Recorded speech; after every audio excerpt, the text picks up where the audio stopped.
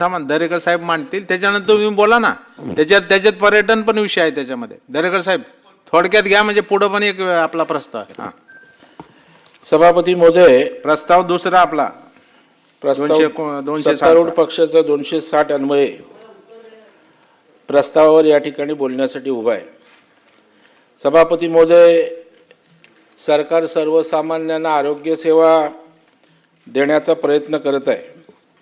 आयुष्यमान भारत असेल, महात्मा फुले जन आरोग्य, यामुळे आज सर्वसामान्य गरीब रुग्णांना उपचार मिळत आहेत. पण अजूनही अनेक रुग्णांना सभापती महोदय याचा लाभ मिळत नाहीत, कारण खाजगी रुग्णालयांकडून नकार दिला जातो आणि त्यांच्याकडून अतिरिक्त शुल्क आकारण्याचं काम सभापती महोदय होतं आहे. सभापती महोदय, आरोग्य योजनांचं एकत्रीकरण करून त्याची व्याप्ती वाढवण्याचा चांगला निर्णय सरकारनं घेतलेला आहे. शिंदेना बोलू का? आयुष्यमान भारत, प्रधानमंत्री आरोग्य योजना आणि महात्मा फुले ज्योतिराव फुले आरोग्य योजना अंतर्गत जानेवारी 25 पासून उपचारांची संख्या सभापती महोदय 1356 वरून 2399 पर्यंत त्या ठिकाणी वाढवलेली आहे. काही सरकारी रुग्णांमध्ये आपण या प्रक्रियेची चाचणी सुरू केली सभापती महोदय. मात्र पर्यायी व्यवस्था नसताना चाचणी सुरू केल्यानं त्या ठिकाणी अनेक अडचणी येत आहेत आणि रुग्णांचेही त्या ठिकाणी सभापती महोदय आणि रुग्णालयांचे हाल सुरू आहेत. रुग्णांची नोंदणी न होणे, आयुष्यमान कार्ड तयार करण्याच्या प्रक्रियेसाठी वेळ लागणे, नोंद न करता रुग्णांना उपचारासाठी दाखल करण्यातल्या अडचणी, उपचार सुरू केले नाही तर रुग्णाच्या जीवाला धोका, अशा अनेक समस्या सभापती महोदय निर्माण झालेल्या आहेत. आयुष्यमान भारतचा लाभ घेण्यासाठी आता रेशन कार्डची अट आपण काढली, त्याऐवजी आयुष्यमान कार्ड बंधनकारक केलं आहे. पण राज्यात फक्त 37% व्यक्तींकडेच कार्ड आहेत. आयुष्यमान कार्डची जबाबदारी आपण आरोग्य मित्रांवर सोपवली, मात्र नेट न मिळणे, आधार क्रमांक संलग्न न होणे, अशा समस्याही सभापती महोदय त्यांना आहेत. एकत्रित करण्याचा निर्णय चांगला सभापती महोदय, पण पर्यायी व्यवस्था तातडीनं उभी करण्याची आवश्यकता आहे आणि जर ते केलं तरच या नवीन योजनेची तपासणी सुद्धा गतीनं करता येईल. आता ज्या अडचणी आहेत त्या सभापती महोदय दूर होतील आणि त्यामुळे याबाबत शासनाने विचार करावा अशी माझी विनंती आहे. सभापती महोदय, राष्ट्रीय आरोग्य अभियानामधून आपत्कालीन वैद्यकीय सेवा अधिक सक्षम करण्यासाठी सरकारने 25-26 या आर्थिक वर्षासाठी 100 कोटीचा अतिरिक्त निधी मंजूर केला आहे आणि या निधीतून नवीन रुग्णवाहिका खरेदी तसे अत्याधुनिक वैद्यकीय उपकरणे घेण्यात येणार आहेत. फोन नंबर 108 ची सेवा, यामध्ये 937 रुग्णवाहिका आहेत. माझी या निमित्तानं एकच मागणी आहे सभापती महोदय, आदिवासी दुर्गम भागात जास्तीत जास्त रुग्णवाहिका शासनाने द्याव्यात आणि खरेदी सुद्धा तातडीनं करण्याची आवश्यकता आहे. राज्यात नवजात बालकांमध्ये श्वसन विकार मोठ्या प्रमाणावर दिसून येत आहे. प्रदूषण मोठ्या प्रमाणावर वाढल्यामुळे लोकांना श्वसन विकार होण्याचं प्रमाण वाढलंय. एकट्या कामा रुग्णालयाची 2025 ची आकडेवारी बघितली तर 335 नवजात बालकांना श्वसन विकारामुळे सभापती महोदय ऍडमिट करावं लागलंय. सभापती महोदय, त्यामुळे पर्यावरण विभागाने आणि महानगरपालिकांनी प्रदूषण करणाऱ्यांविरुद्ध कठोर कारवाई करावी अशा प्रकारची विनंती माझी आहे. सभापती महोदय, KEM हे मुंबईतील एक महत्त्वाचं रुग्णालय आहे. या रुग्णालयामध्ये हजारो रुग्ण येतात, पण आज त्याच ठिकाणी CT स्कॅन किंवा इतर चाचण्यांसाठी 5-6 दिवस जास्त काळ सभापती महोदय वेटिंगचा लागतो. OPD मध्ये गेल्यानंतर सभापती 15 दिवस सभापती, आपल्याला अनुभव आहे. म्हणजे 15 दिवस जर वेटिंग लागत असेल तर दुर्दैव आहे सभापती महोदय. OPD गेल्यानंतर चाचणी करण्यासाठी 3 महिन्यांची तारीख सभापती महोदय दिली जाते. उपचारासाठी दाखल झाल्यावर अनेक रुग्णांना वेळेवर बेड मिळत नाही. बेड मिळाला तर चाचण्या करण्यासाठी आठवडाभर थांबावं लागतं. केस पेपर काढण्यासाठी इतर गोष्टीबाबत रुग्णांना समस्यांना सामोरं जावं लागतं. आज रुग्णालयातील शौचालयांची अवस्था सुद्धा बिकट आहे सभापती महोदय. रुग्णांना वेळेवर डॉक्टरांची भेट मिळत नाही. रुग्णालय 2000 खाटांचं सभापती महोदय आहे, पण दररोज 6 ते 7,000 रुग्ण त्या ठिकाणी येतात. ही परिस्थिती सभापती महोदय बदलण्याची गरज आहे. शासन आणि महापालिका मिळून ही परिस्थिती तातडीनं बदलावी अशी या चर्चेच्या निमित्तानं माझी विनंती आहे. सभापती महोदय, राज्याच्या सार्वजनिक आरोग्य विभागाने एक चांगली मोहीम हाती घेतली. त्याबद्दल मी सरकारचं अभिनंदन त्या ठिकाणी करतो. फेब्रुवारीपासून कर्करोग शोध मोहीम सुरू झाली. 3,05,00,000 नागरिकांची तपासणी केल्यानंतर त्यातून 41,169 रुग्णांची सभापती महोदय नोंद झाली. रुग्ण मोठ्या प्रमाणावर वाढत असताना कर्करोग रुग्णालयांची संख्या कमी आहे. टाटा कॅन्सर हॉस्पिटलवर एवढा ताण आहे की सर्व रुग्णांचं समाधान ते करू शकत नाहीत. यामुळे खाजगी रुग्णालयात जावं लागतं. त्यांची फी रुग्णांना त्या ठिकाणी परवडत नाही. केंद्र आणि राज्याच्या आयुष्यमान सारख्या योजनांमधून गरिबांना उपचार मिळू शकतात, पण जे या योजनेत बसत नाहीत त्या सर्वसामान्य माणसांची समस्या आपण लक्षात घेतली पाहिजे. रुग्णालयांची संख्या वाढवणं आणि सर्वसामान्यांसाठी एखादी योजना सुरू करणं याबाबत सरकारने या ठिकाणी विचार करावा. सभापती महोदय, मी राज्याच्या मुख्यमंत्र्यांचं अभिनंदन करेन. आज नागपूरला त्यांनी त्या ठिकाणी आपल्या वडिलांच्या स्मरणार्थ एक चांगलं कॅन्सर हॉस्पिटल त्या ठिकाणी उभं राहिलंय. तशाच प्रकारच्या धर्तीवर मुंबईत सुद्धा एखादं आणखी चांगलं कॅन्सरचं हॉस्पिटल त्या ठिकाणी निर्माण करावं ही विनंती या प्रस्तावाच्या निमित्तानं राज्याच्या मुख्यमंत्र्यांकडे या ठिकाणी मी करतोय. सभापती महोदय, कल्याण डोंबिवली आरोग्य सेवकांचे काही वेगळे प्रश्न आहेत. महानगरपालिकेमध्ये 3 वर्षात वेतनवाढ त्या ठिकाणी मिळालेली नाही. इतर ठिकाणच्या SWC आणि SBT कर्मचाऱ्यांना 15% सभापती महोदय वाढ मिळाले. या कर्मचाऱ्यांना अजून प्रोत्साहन भत्ता मिळालेला नाही. कंत्राटदार कर्मचाऱ्यांना पगार देतात, मात्र मूळ पगार किती असा प्रश्न कर्मचाऱ्यांना त्या ठिकाणी पडलाय.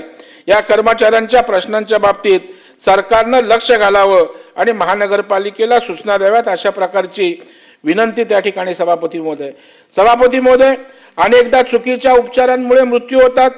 राज्यात विशेषतः मोठ्या शहरांमध्ये बोगस डॉक्टर, चुकीचे उपचार, त्यामधून मृत्यू अशा घटना वारंवार घडत आहेत. अलीकडेच अंबरनाथमध्ये 6 वर्षाच्या मुलाचा खाजगी डॉक्टरने केलेल्या चुकीच्या उपचारामुळे सभापती महोदय मृत्यू झाला. गायकर नावाच्या त्या डॉक्टरवर कोणतीही कारवाई झाली नाही. मानपूरला एका तरुणीला चुकीचं इंजेक्शन दिल्याने तिचा मृत्यू झाला. एक वाडबाय तिच्यावर उपचार करत होता. संदेश पाष्टे आहे त्या वाडबायचं नाव आहे. पाष्टेला पोलिसांनी अटक केली, पण त्या रुग्णालयावर आणि डॉक्टरांवर कोणतीही कारवाई झाली नाही. असे सभापती महोदय प्रकार घडत असतील आणि दोषींवर जर कारवाई होत नसेल तर हे लोक मोकाट सुटतील आणि त्यामुळे या सर्व दोषींवर कठोरात कठोर कारवाई करावी अशी मागणी सरकारकडे मी या निमित्तानं करतोय. सभापती महोदय, खाजगी वैद्यकीय सेवांवर कडक नियंत्रण आणणारा कायदा प्रभावीपणे लागू करण्याची आज आवश्यकता आहे. खाजगी रुग्णालयांची शक्तिशाली अशा प्रकारची लॉबी आहे. IMA सारख्या संघटनांचा विरोध आहे. त्यामुळे हे लोक दर निश्चित करू देत नाहीत. त्यामुळे क्लिनिकल इस्टॅब्लिशमेंट ऍक्टचे नियम अनेक वर्षे त्या ठिकाणी सभापती महोदय झालेले नाहीत. मुंबई सारख्या शहरात नोंदणी नसलेली रुग्णालये आणि बोगस डॉक्टरांचं प्रमाण वाढलंय आणि आपण काही सभापती महोदय करू शकत नाही. डॉक्टर आणि पॅथॉलॉजी आवाच्या सवा पैसे उकळतात, तिथेही आपण काही करू शकत नाही. शेवटी सभापती महोदय, रुग्णांच्या हक्काचं संरक्षण कोण करणार हा सवाल या निमित्तानं आहे आणि माझी म्हणून सरकारला विनंती आहे की कायद्याची अंमलबजावणी तातडीनं या ठिकाणी करावी आणि रुग्णांना दिलासा द्यावा. सभापती महोदय, पर्यावरण व हवामान बदलाच्या बाबतीत बोलत असताना राज्य सरकारनं क्लायमेट ऍक्शन प्लॅन तयार करण्याचा अतिशय चांगला निर्णय सभापती महोदय घेतला आहे. आपण पर्यावरण टास्क फोर्स पण त्या ठिकाणी स्थापन करणार आहोत. गेल्या महिन्याभरात या सभागृहात पर्यावरणाच्या संदर्भात सर्वात जास्त प्रश्न सदस्यांकडून आले.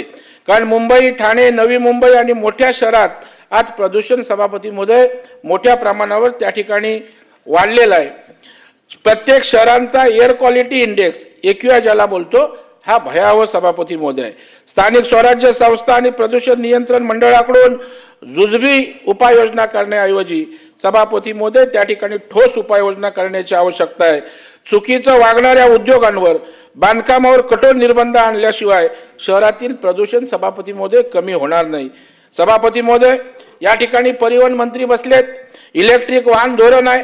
प्रदूषण कमी करण्यासाठी राज्यानं EV पॉलिसी त्या ठिकाणी जाहीर केली. लोक इलेक्ट्रिकल व्हेकल घ्यायला तयार आहेत, पण खरी समस्या मंत्री महोदय पार्किंग स्टेशनची आहे. प्रवास करताना किमान 25 किलोमीटरवर चार्जिंग स्टेशन जर झाले तर लोक आनंदानं EV कडे त्या ठिकाणी वळतील. शहरात त्या ठिकाणी असतील किंवा ग्रामीण भागात असतील अनेक चांगल्या सहकारी संस्था आहेत. EV चार्जिंग नेटवर्क उभं करायचं असेल तर या सहकार क्षेत्राचा चांगला उपयोग सरकारला करून घेता येईल. आणि त्यामुळे माझी सरकारला विनंती राहणार आहे की सरकारने सहकारी संस्थांना आवाहन करावं, त्यांना मदत करावी, त्यांना जागा उपलब्ध करून द्यावी. मोठ्या प्रमाणावर चार्जिंग स्टेशन उभी राहतील, स्वखर्चाने उभी करतील. सार्वजनिक वाहतुकीच्या माध्यमातून प्रदूषण होतं, ईव्ही बस वाढवण्याची आवश्यकता आहे. यासाठी सरकारनं मोठ्या शहरातील स्थानिक स्वराज्य संस्थांना आर्थिक बळ देण्याची आवश्यकता आहे. माझी वसुंधरा अभियान, देवराई प्रकल्प हे अतिशय चांगले प्रकल्प आहेत. प्रत्येक तालुक्यात मानवनिर्मित देवराई आणि वने आपण त्या ठिकाणी तयार करणार आहोत.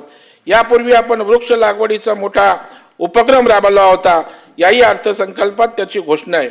झाडं लावली जातात पण ती मोठी होईपर्यंत त्याची देखभाल होत नाही. माझी या निमित्तानं मागणी आहे की ट्री सर्व्हायव्हल रेट मोजण्याची व्यवस्था सरकारनं करावी. यासाठी ग्रामीण भागात ग्रामपंचायत असेल, शहरी भागात स्थानिक स्वराज्य संस्थांना याची जबाबदारी द्यावी. आणि आपण हा इंडेक्स तयार केला तर पुढचं नियोजन चांगल्या प्रकारे सभापती महोदय करता येईल.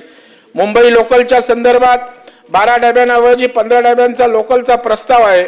या गाड्या लवकरात लवकर सेवेत कशा येतील यासाठी प्रयत्न करण्याची गरज आहे. कार्बन कमी करण्यासाठी सरकारने 2050 पर्यंत लक्ष्य निर्धारित केलंय. 2026-2050 पर्यंत रोडमॅप तयार करून प्रत्येक विभागाला कार्बन रिडक्शन टार्गेट आपण देण्याची आवश्यकता आहे. सभापती महोदय, लोकलच्या संदर्भात मुंबई रत्नागिरी लोकल आज त्या ठिकाणी बंद करण्याचं चालू आहे.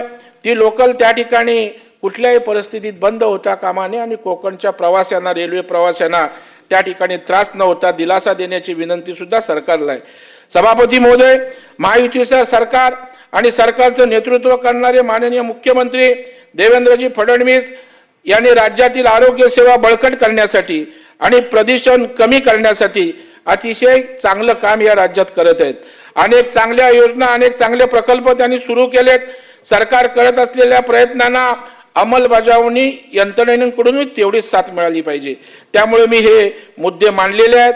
मला वाटतं या सर्व मुद्द्यांचा विचार या ठिकाणी शासन करेल आणि सांगितलेले प्रश्न, सांगितलेल्या समस्या या सोडवण्यासाठी त्या ठिकाणी आजच्या प्रस्तावाची चर्चा कामी येईल अशा प्रकारची अपेक्षा व्यक्त करतो. आणि मंत्र्यांना विचारलेल्या प्रश्नाच्या संदर्भात उत्तर त्या ठिकाणी देण्याची विनंती करतो. कारण काल मला अनुभव सभापती महोदय आला, चर्चा होती, त्या ठिकाणी छापलेलं भाषण मंत्री वाचतात, जे आम्ही या ठिकाणी बोलतो त्याच्यावर कोण उत्तर त्या ठिकाणी देत नाही. तर थोडंसं मंत्र्यांना पण सांगितलं पाहिजे की जे मांडतात बोलतात त्याच्यावर करा. तुम्हाला टाईप केलेलं भाषण कार्यालय देत असेल तेच वाचणार असाल तर त्याचा उपयोग त्या ठिकाणी होत नाही. आणि हा अनुभव केवळ माझ्यापुरता नाही, सर्व चर्चेच्या बाबतीत असं होत असतं. आणि म्हणून माझी या निमित्तानं सभापती महोदयांना विनंती आहे की येणाऱ्या काळात तशा प्रकारचा पण एक चांगला पायंडा की विचारलेला प्रश्न, मांडलेली भूमिका, त्याला समर्पक उत्तर आणि त्याला तपशीलवार अशा प्रकारची माहिती देण्याचं काम, उपाययोजना देण्याचं काम त्या ठिकाणी सरकारच्या माध्यमातून मंत्र्यांनी करावं अशाही प्रकारची विनंती करतो. आणि मी या ठिकाणी थांबतो. धन्यवाद. सदस्यांच्या सूचनेची मंत्री महोदयांनी नोंद घ्यावी. सन्माननीय वंजारे. सभापती महोदय,